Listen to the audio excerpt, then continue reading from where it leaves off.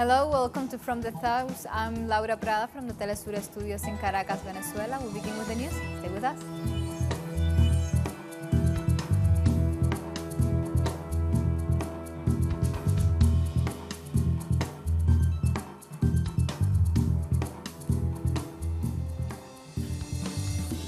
And we begin in Ecuador, where the transmission and scrutiny of the sectional elections of this Sunday 24th continues. At the moment, according to the announcements of the National Electoral Council, authorities, more than 50% of all votes have been posted to elect mayors. In some provinces of the country do not have the electronic system, and counting is done manually, and that delays the posting of votes. Remember that in these elections, they are being elected mayors, prefects, parish meetings, and councils of citizens' participation and social control.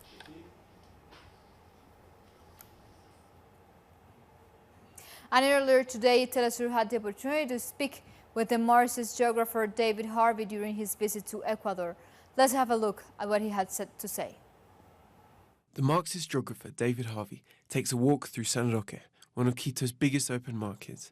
He's here in Ecuador to take part in the forum called Food Sovereignty and the Defense of Quito's Popular Markets. But on the other hand, it's a very human kind of scale place, as opposed to, like I say, industrialized agriculture, which produces frequently a genetically modified product, which doesn't taste very good. And I have to say, for instance, in Ecuador, the fruit juices here are absolutely astonishing. I've never been in a place where the fruit juices are so good, you know, and you kind of go, well, they're not produced industrially, they're produced locally, and this is the kind of thing we want. And want much more of it. It's healthier, by the way, than drinking Coca-Cola or some highly sugared beverage. Urban space like this has been at the heart of Harvey's decades of work as a distinguished professor of anthropology and geography at the Graduate Center of the City University of New York. He has played a central role in the development of modern geography as a discipline, but he's also recognized for his work on political economy. In Quito, we asked him about the return of neoliberalism in Latin America. In fact, what you're seeing is a landscape which is representative of a very unequal kind of society, unequal kind of world. And I think in Latin America, the levels of inequality, which were always pretty high, have become much higher. Unfortunately, after a period of trying to change some of that through what was called the pink tide, we now have people like Bolsonaro and Macri and so on coming into power and going back to, well, okay, the rich need to get richer because they're not rich enough, and the poor should fend for themselves because the reason they're poor is because they did not invest in their own education, that kind of rhetoric. So, in the way, when neoliberal policies came through in the 1980s, a lot of people felt it was legitimate, and a lot of people felt it was acceptable. Now they don't feel it's legitimate or acceptable, so it's actually imposed by main force. So it does not surprise me that Bolsonaro comes as the one who's going to preserve neoliberalism. It can't be preserved democratically by sort of center-left or center-right parties anymore. It needs an authoritarian government, and actually it's so interesting, all around the world we see these authoritarian governments arising, some of them pretty close to being neo-fascist. For Professor Harvey, markets like this remain a space of resistance and a source of hope that even with the threat of force, Latin America's resurgent neoliberals will not have it all their own way. Alejandro Ponce, Telesur, Quito. Like this, we come to a first break here from the South. Make sure you follow us on Twitter at Telesur English and on my account at Laura Peters. Stay with us.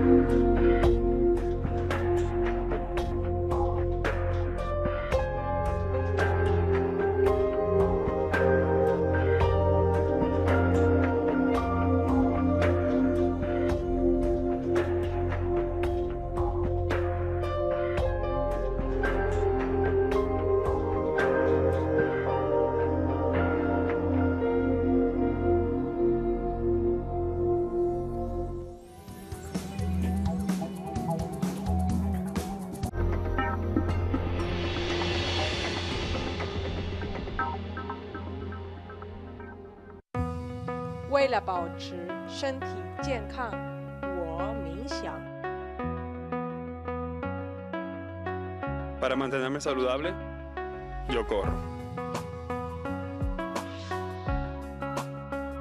To keep myself healthy, I study.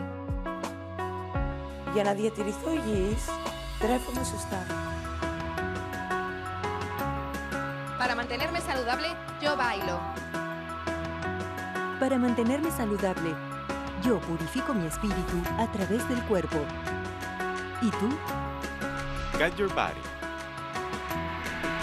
Tuesdays, only on Telesur.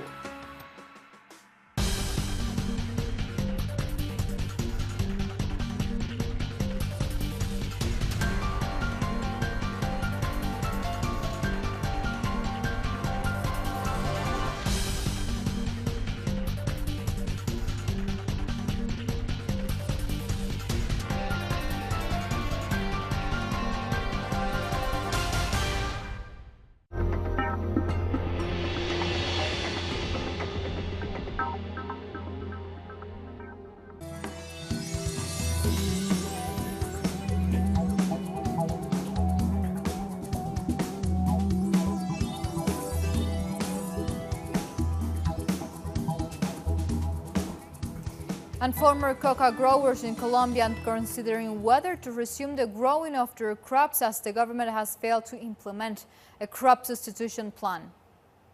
Ensuring a substitution plan was one of the key aspects of the peace deal with the FARC signed in 2016. The plan aimed at replacing illicit crops with the other plantations such as bananas, coffee or cacao in exchange for cash incentive. More than 2 years have passed and many coca farmers say that payments have been intermittent or non-existent.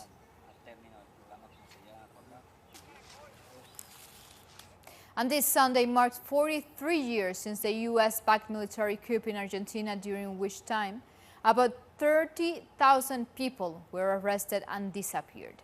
Large concentrations took place in historic Plaza de Mayo Square, under the slogan Memory and Unity. People remember the period of state terrorism and vowed to never again allow for a repeat of the gruesome crimes of the dictatorship, which resulted in tens of thousands of disappearances, as well as assassination and torture of citizens. Marches were led by grandmothers and mothers of Plaza de Mayo, and another march consisted of left parties and organizations like the Coordinator Against Police and Institutional Repression, all of which congregated outside of the National Congress. Argentinians also are protesting the nation's current economic crisis, which has only grown worse under President Mauricio Macri's administration.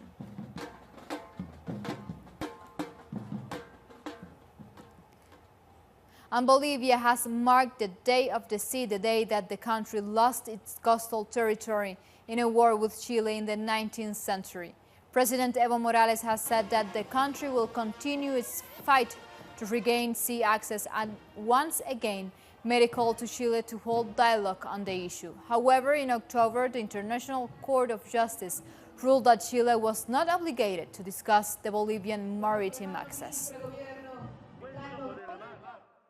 Regaining an access to sea will be achieving a second independence because of the development, the international trade, and the worldwide maritime projection of Bolivia. So today, March 23rd, the international community should know that as long as there is a Bolivian, we will never give up to try to return to the sea. And Pope Francis has accepted the resignation of the Chilean Cardinal Ricardo Esati, who agreed to step down after allegedly covering up sexual abuse cases. This is the seventh resignation Pope Francis have accepted from a senior Chilean church official. Esati have been accused of covering up several cases of sexual abuse, including that of the former chancellor of the diocese, who is accused of raping 5 children.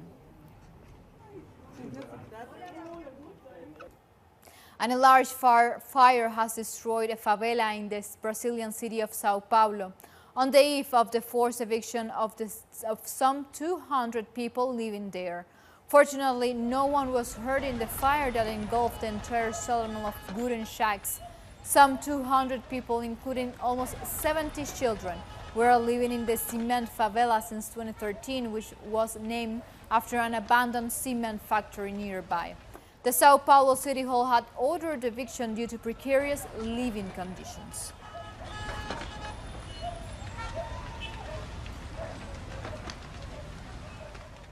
Also on Brazil, but on another topic, experts still don't know the extent of pollution in rivers 2 months after a dam belonging to Vale mining burst.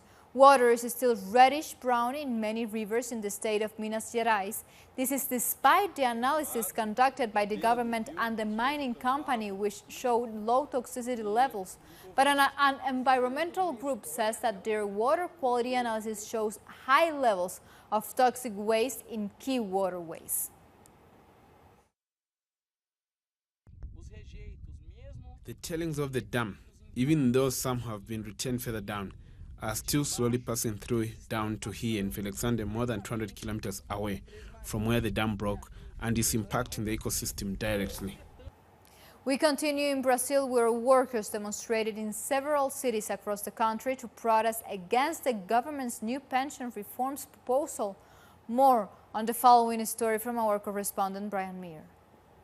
Brazilian workers took to the streets in 106 cities across the country to protest the far-right Bolsonaro government's neoliberal pension reform proposal, which would cut benefits in half and privatize the retirement fund. As evening set in, a crowd of 70,000 shut down Avenida Paulista in São Paulo's financial district. They say they want to enact a reform, but it's not a reform, it's a dismantlement of a system. A reform is something that is supposed to improve things, but for us workers, this reform is good for nothing. The unions argue that the system is not broke because big corporations owe the Brazilian government $120 billion in taxes. Furthermore, a tax on large fortunes would generate billions of additional dollars. The only people who will benefit from these reforms, they say, are the private banks who want to sell their own retirement packages to make up for the difference caused by the proposed 50% drop in benefits. We have to understand that retirement is not a gift. We workers pay for our retirement over the course of many years, and we have the right to a dignified life when we retire. And that's why I'm here, not just for myself, but for the millions of Brazilian workers who deserve dignity. This was one more stage in the incremental pressure that the unions are putting on Brazilian Congress. And there are signs that momentum is building to kill Bolsonaro's proposal, with the conservative evangelical caucus now saying that they also oppose the measure. According to the CUT Labor Union Confederation, the next step will be a general strike. Brian Meir, Telesur, São Paulo. And now we go to the Caribbean because on Saturday, Prime Minister of St. Vincent and the Grenadines, Ralph Gonsalves, spoke to media in Bridgetown, Barbados. He made it clear that the leaders who met with the U.S. president cannot speak for CARICOM and said that CARICOM has already taken a stance on Venezuela, which is non-intervention and non-interference. He also warned of efforts to divide CARICOM. It emphasized the principles of non-intervention and non-interference in the internal affairs of Venezuela. That no country must threaten the use of force is contrary to the Charter of the United Nations also, and to international law generally. That CARICOM reaffirmed its commitment to the values of democracy and human rights. And that we believe that we could contribute towards a resolution of the problems in Venezuela by having a position whereby we will have conversations with all contending forces. That might end up with an election, a referendum, or any other agreed mechanism under the Constitution. Now we go beyond Latin America and the Caribbean frontiers, because in the United Kingdom, where it has been reported that 11 government ministers are conspiring to force the exit of Prime Minister Theresa May, they are hoping to force through a Brexit deal. Political journalist Tim Shipman of The Times said that the ministers from May's cabinet told the PM of their intentions ahead of an executive meeting scheduled for next Monday. They have threatened a collective resignation. Shipman said that at least 6 ministers backed Chancellor David Lidington to replace May until another general election is held. Thousands of people held a demonstration in London on Saturday demanding a new Brexit referendum. The division in the country has generated political instability since the result of the Brexit referendum in 2016.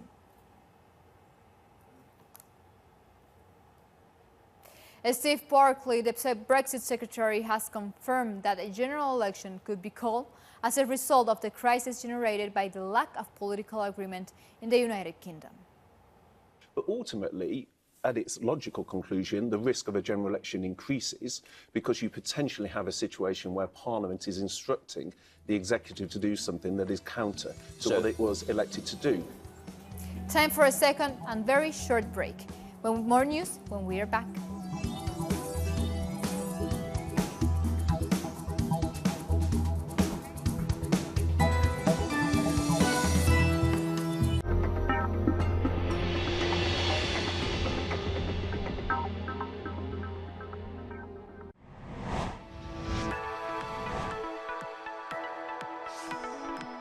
Discover the cultural diversity that defines a continent.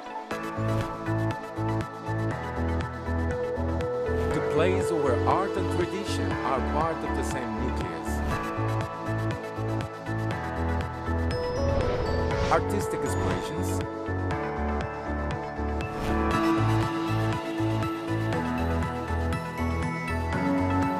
values,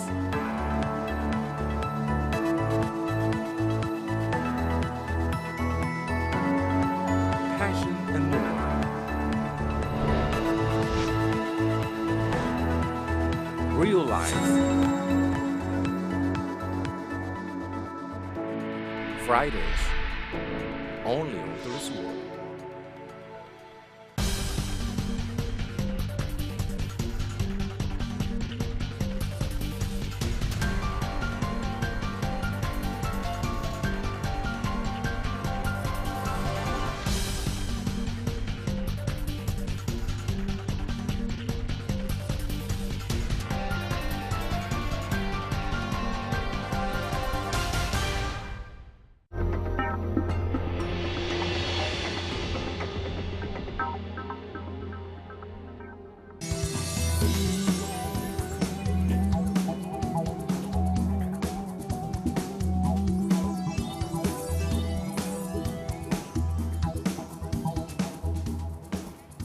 In Thailand, Election Commission has said that 19% of the votes have been counted as unofficial results for these general elections are expected to be announced this Monday.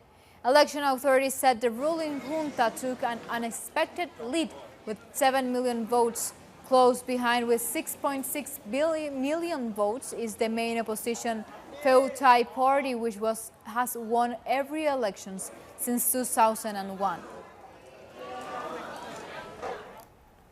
Voters went to the polls in a long-delayed election following the 2014 coup.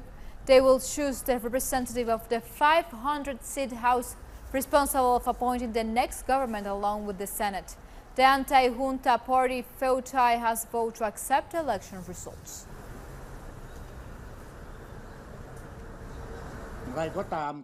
We still confirm that we respect the people's intention to vote. Whatever the results from the voting may be, everyone must accept the decision made by the people. The process of vote counting this time might have some issues that we need to look into and rethink how what's going on now came to be. The results might have gotten many of you to think and look into how they came to be. And Cyclone Idai's death toll has risen to more than 750 in the 3 southern African countries hit by the storm. Authorities in Mozambique are warning that the death toll is expected to rise as floodwaters recede and more bodies are discovered. Rescuers have been digging through the rubble to search for victims, while authorities are working around the clock to restore electricity and basic services to avoid outbreaks of waterborne diseases. Meanwhile, in Mozambique's environment minister has said that his government is setting up a cholera treatment center for any possible outbreak of the disease. We'll have cholera for sure. I was explaining in Portuguese that we'll have cholera, we'll have malaria.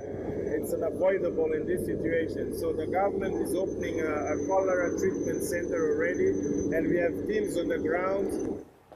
And voters in the Indian Ocean island nation of Comoros have gone to the polls to choose a new president.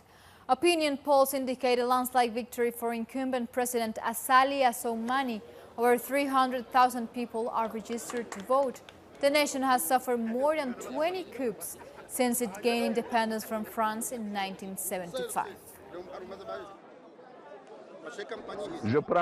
I take the international community as a witness. I tell them that I have already contacted the Election Commission yesterday to tell them that my delegates were prevented from entering the polling stations, despite the Charter of Good Conduct that we signed on 19th February. I withdraw my signature and will never recognize results from the polling stations in Anjouan, because what happened in Anjouan is a farce. And the Algerian diaspora living in France has demonstrated to demand a change of government in their country. Hundreds of Algerians gathered at the Plaza de la République in France to urge President Abdelaziz Bouteflika to resign. Waving their flag, protesters said that a political economic mafia controls Bouteflika's government. A gunman have killed at least 134 people in central Mali. Fulani herders were targeted in the deadliest attack in recent times in the region, fueled by ethnic and jihadist violence. Security force sources say among the victims are pregnant women, children, and elderly people. The assault on two villages has taken place as a UN Security Council mission is visiting the country. Spinning around a pole as they are flying upside down through the air. That's Mexico's voladores, or flying dancers, are keeping a more than 4,000-year-old ritual alive. The dance originates from the Totonac people and was originally a ritual for asking the gods for rain and fertility. 4 of the dancers represent the 4 cardinal points as they fly upside down. Meanwhile, the 5th dancer, who represents the center, balances at the 30-meter pole and plays music.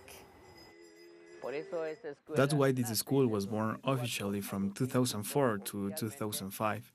Young people come to help to try to teach these ceremonies performed by our ancestors, the grandparents without roots.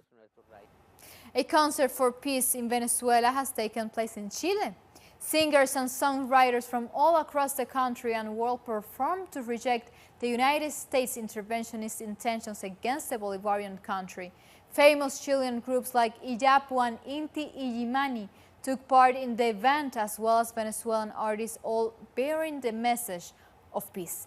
The concert also saw performances from activist musicians who share liberation ideals and honor revolutionary troubadour roots like Victor Jara and Ali Primera. In attending the event, social and political movements showed their solidarity with Venezuela. We are happy to have been able to participate at this event, a marvelous festival, and to form part of this group of artists who through their music say yes to peace and not to war. We want Venezuela to be able to develop in peace.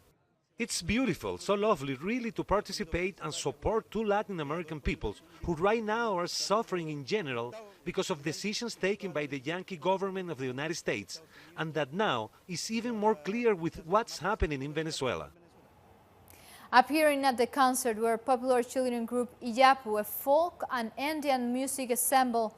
This group was forced to go into exile during the Pinochet dictatorship.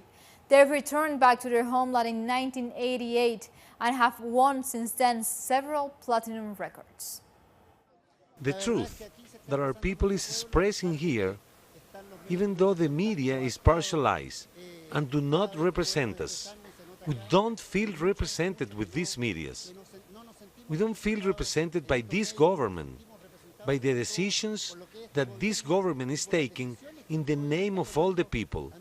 We absolutely disagreed with the foreign policy of this government that by far is the worst ever taken in this country. We are here to say yes to peace, to self-determination, and we strongly believe that people can change this that seems irreversible, and I think we are able to turn around all this policy. Like this, we've come to the end of this brief, but you can find this and many more stories on our website, telestorenglish.net, where of course you can find opinion articles, special interviews, and many more information. Continue with Telesur, connecting the global south. Until next time, thank you for watching.